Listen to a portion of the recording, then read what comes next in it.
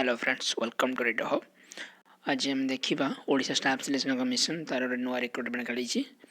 पाखापाखि 31 post. Okay, ये 30 post है junior enforcement officer under director municipal administration housing and urban development department and junior accountant गोटे post बाहर जो कि controller legal metrological and FS and CW department under. Okay,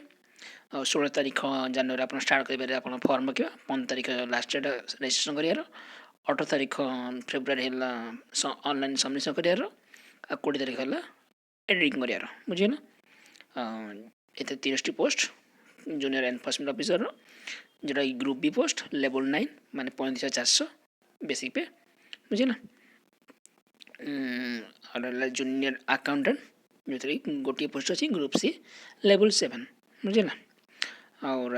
ये कौन देखिए category vacancy के बाहरी ना junior enforcement officer UR 15 post अच्छी जोटा कि ओमेन 5टी और एससी बीसी 3टी ओमेन मान गोटे एससी 5टी ओमेन मान 2टी एसटी 7टी ओमेन मान 2टी बुझीगला और जो टोटाल है 30 पोस्ट ओमेन मान 10टा पोस्ट और जूनियर अकाउंटेंट जो control legal metrology department under sorry UR गोटे पोस्ट है ना यहाँ तो ये ओके आम देखा तार एग्जाम पैटर्न कौन रोचे ओके आउ मैंने कैंडिडेट सिलेक्ट एजुकेशन क्वालिफिकेशन मांगुच कौन ना मस्ट है bachelor degree in any stream. Okay आउ कौन थी अच्छी ना बेसिक कंप्यूटर नॉलेज रही अच्छी बुझे और जूनियर अकाउंटेंट से एक कथा +3 इन आर्ट्स साइंस कॉमर्स और पोजिशन सर्च अदर क्वालिफिकेशन आज equivalent +3 with knowledge of computer skill 21 वर्ष रु 38 वर्ष। ओके 1/1/23 सुधा और रिलैक्सेशन से हिसाब से 5 वर्ष SC BC SC ST women मान 10 वर्ष पीडब्ल्यू कैंडिडेट बुझे ना और देखिए अभी एग्जाम प्रोसीजर कौन रहा जदि 9,000 अधिक पिला रही फर्म पकड़ वैलिड एप्लिकेशन ताहले प्रिलिम एग्जाम गोटे हो पार बुझे तो प्रिलिम एग्जाम है ना एमसीक्यू हम ओएमआर कि कंप्यूटर बेस्ड टेस्ट हो पाए से पछरे जनइबे बुझे ना देखिए पछरे हम सिलेबस अच्छे देखिए। अच्छा जब प्रिलिम एग्जाम है तो मेन एग्जाम कितना पिला सिलेक्शन है ना आमर जीटा सीट अच्छी जो कैटेगोरी तार 6 गुणा डाके मेन एग्जाम लिखापी बुझे ना आउ जदि गोटे सीट अच्छी जोटा कि आम कौटा जूनियर अकाउंटेंट ना कौन अच्छे से गोटे पोस्ट अच्छे से 10टी पिला डाका मेन रिटन एग्जाम लिखापी बुझे ना मेन रिटन एग्जाम 200 मार्क हम जो लैंग्वेज आउ general studies computer skill test बहुत junior enforcement officer junior accountant आ मैथ टेस्ट खाली जूनियर अकाउंटेंट पिला ये जो computer skill test math test ये दुटा गला 50% रखा पड़ो एटा दुटा गला क्वालिफाइंग नेचर है ना सीटा आप हिसाब हम मेन रिजल्ट बाहर सर्टिफिकेट से काउंट हम ना। Okay certificate verification only say जो आर दुटा मार्क हिसाब कर कौटा लैंग्वेज आउ जनरल स्टडी जिते मार्क थे से हिसाब से आप काउंट हम आउ 2 गुणा पिला डक सर्टिफिकेट वेरिफिकेशन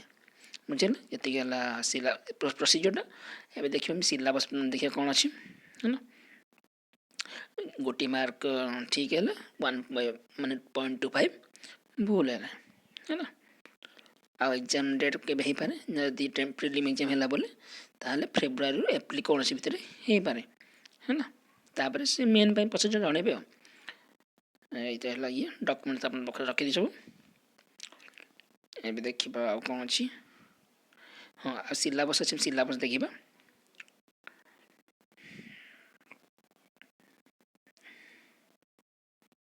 ओके ये सिलेबस प्रिलिम एग्जाम पे आज यूजुअल जमीक प्रिलिम एग्जाम रोचे OWSC arithmetic 10 standard DI data interpretation 10 standard logical reasoning analytical ability reasoning रोचे। Okay current event national international पारस्परिक बोले ओडिशा भी मत पढ़े बुझे ना कारण आम ओडब्ल्यूएससी ओडिशा रेफरेंस बेसी दौरान कंप्यूटर आउ internet awareness. Okay prelim main written exam syllabus language Odia English 10म standard Odia English +2 standard. Okay आउ usage and vocabulary Odia English है ना आउ जनरल स्टडीज टोटाल जी सब जगह polity Indian constitution Indian economy Odisha economy budget Indian world geography history of India history of Odisha art and culture okay specially forest Odisha okay मैं GS आप बताना जमी 30